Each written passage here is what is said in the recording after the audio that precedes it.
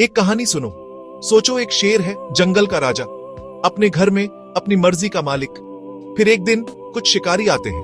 वो उस शेर को जंजीरों में जकड़ लेते हैं, उसका घर छीन लेते हैं, उसके जंगल के सारे कानून बदल देते हैं, उसको मजबूर करते हैं अपने ही घर में गुलाम बनकर रहने के लिए। ये कहानी सिर्फ एक शेर की नहीं, ये कहानी है पूरे अफ्रीका की। एक वक्त था जब अफ्रीका अपनी रफ्तार से चल रहा था। अलग अलग राज्य थे, अपनी संस्कृति थी, अपना जीने का तरीका था, सब कुछ ठीक था। कॉलोनियलिज्म का मतलब था लूट, सब कुछ लूट लिया।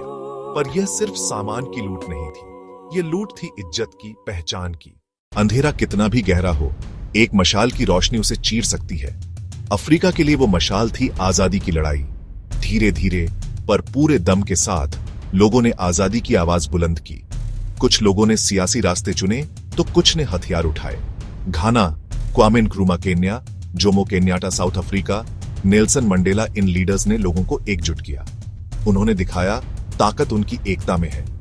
उन्होंने एक सपना दिखाया, एक आजाद अफ्रीका का सपना। कॉलोनियल पावर्स ने इस आंदोलन को दबाने की कोशिश की। नेताओं को जेल में डाल दिया गया, हजारों लोगों ने अपनी जान दी। पर जितना जुल्म बढ़ा, उतना ही आजादी का जज्बा तेज हुआ। 1957 में घाना आजाद हुआ। इसने पूरे कॉन्टिनेंट में एक नई उम्मीद जगाई। आजादी मिल गई, जश्न मन गया। पर जब सुबह हुई तो सामने थे पहाड़ जैसे चैलेंजेस। कॉलोनियल पावर्स ने अफ्रीका को सिर्फ लूटा नहीं था, बल्कि उसे बिखरा हुआ छोड़ दिया था। उन्होंने ऐसी लकीरें खींची थीं जिन्होंने लोगों को अलग देशों में बांट दिया। न अनुभवी नेता थे, न मजबूत इकोनॉमी, न ही आगे बढ़ने का कोई साफ रास्ता। शुरुआत में बहुत मुश्किलें आईं। Political instability, military coup, civil wars. ऐसा लग रहा था आजादी का सपना टूट रहा है। पर अफ्रीका ने गिरकर उठना सीख लिया था। उसने हार मानना नहीं सीखा। सबसे पहला फोकस था एजुकेशन पर। नए स्कूल्स और यूनिवर्सिटीज खोले गए। हेल्थ सेक्टर में भी काम शुरू हुआ। वैक्सीनेशन ड्राइव्स चली। कई देशों ने डेमोक्रेसी को अपनाया। लोगों को वोट करने का अधिकार मिला। मीडिया आजाद हुआ। लोगों ने सरकारों से सवाल करना शुरू किया। अफ्रीका ने दुनिया को अपनी ताकत दिखानी शुरू की। स्पोर्ट्स, म्यूजिक, लिटरेचर, यह एक नई पहचान थी, कॉलोनियल छवि से अलग। असली जर्नी अब शुरू हो रही थी। 21वीं सदी का सबसे बड़ा गेम चेंजर, डिजिटल रेवोल्यूशन। सबसे पहले आया मोबाइल फोन। जिन गांवों में लैंडलाइन नहीं पहुंचा था, वहां मोबाइल आ गया। मोबाइल मनी ने बैंकिंग आम आदमी की जेब में ला दी। केन्या में एम-पेसा ने फाइनेंशियल रेवोल्यूशन ला दिया। अब पैसे भेजना और रिसीव करना फोन से हो जाता है। जैसे जैसे मोबाइल सस्ता हुआ, इंटरनेट गांव गांव तक पहुंचने लगा।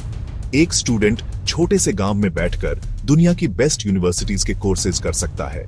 टेलीमेडिसिन से डॉक्टर दूर इलाके में पेशेंट को मदद दे सकता है। सोशल मीडिया ने आम लोगों को आवाज दी। अपनी कहानी दुनिया के सामने रख सकते हैं। इसने अफ्रीका के यूथ को नया कॉन्फिडेंस दिया। इस डिजिटल क्रांति ने टेक हब्स और स्टार्टअप्स का कल्चर जन्म दिया। लागोस, नैरोबी, केप टाउन, अकरा, ये शहर अफ्रीका के सिलिकॉन वैली बन रहे हैं। लोकल प्रॉब्लम्स को टेक्नोलॉजी से सॉल्व किया जा रहा है। तो अब सबसे बड़ा सवाल, क्या अफ्रीका अगला सुपर पावर बन सकता है? जब हम सुपर पावर कहते हैं, हम मिलिट्री, इकोनॉमिक और ग्लोबल इन्फ्लुएंस सोचते हैं। यह जरूरी नहीं कि अफ्रीका का रास्ता टैंक्स और मिसाइल्स से हो, बल्कि टैलेंट और टेक्नोलॉजी का रास्ता हो सकता है। दुनिया की प्रॉब्लम्स को सॉल्व करना, यह अफ्रीका का अलग तरीका हो सकता है। पहली ताकत, यंग पॉपुलेशन। अफ्रीका दुनिया का सबसे यंग कॉन्टिनेंट है। यह एनर्जी और एम्बिशन ला सकता है अगर सही एजुकेशन और स्किल्स मिले। दूसरी ताकत, नेचुरल रिसोर्सेज, कोबाल्ट, लिथियम, ओनियल, गोल्ड, एरेबल लैंड। चैलेंज, इन रिसोर्सेज का फायदा सब तक कैसे पहुंचाया जाए, न कि कुछ करप्ट नेताओं या फॉरेन कंपनीज तक। पॉलिटिकल इंस्टेबिलिटी और करप्शन अभी भी बड़ी मुश्किल है। इंफ्रास्ट्रक्चर, इलेक्ट्रिसिटी और इंटरनेट को हर कोने तक पहुंचाना बाकी है। सुपर पावर बनने का सफर एक मैराथन है। पेशेंस और प्लानिंग चाहिए। प्लानिंग, आपसी सहयोग और यूनिटी जरूरी है। अफ्रीका को अपने इंटरनल कॉन्फ्लिक्ट्स सुलझाने होंगे और एक यूनाइटेड फोर्स बनना पड़ेगा। इस यूथ और रिसोर्सेज के सहारे रास्ता मुमकिन है। अफ्रीका का फ्यूचर कोई बिल्डिंग या पॉलिसी नहीं है। अफ्रीका का फ्यूचर है उसके लोगों में, खासकर उसके नौजवानों में। घाना की एक यंग एंटरप्रेन्योर प्लास्टिक वेस्ट से ब्रिक्स बना रही है, सस्ते और मजबूत। वो एनवायरनमेंट साफ कर रही है और सस्ते घर भी बना रही है। यह इनोवेशन है अफ्रीका का नया चेहरा। रवांडा 25 साल पहले जेनोसाइड, आज टेक और इनोवेशन का हब बन चुका है। वहां ड्रोन्स से दूर इलाकों में मेडिकल सप्लाईज पहुंचाई जा रही है। उन्होंने अपने पास्ट को अपनी ताकत बनाया। ये बदलाव सिर्फ बड़े शहरों तक सीमित नहीं है, गांव भी बदल रहे हैं। एक किसान ऐप से मौसम और मार्केट प्राइस जान सकता है। एक लड़की अपने गांव में बैठकर ऑनलाइन हैंडीक्राफ्ट बेच रही है। ये ग्राउंड लेवल रेवोल्यूशन है, जॉब्स और उम्मीद का जरिया। तो क्या अफ्रीका अगला सुपर पावर बनेगा? जवाब कब में है, क्या में नहीं।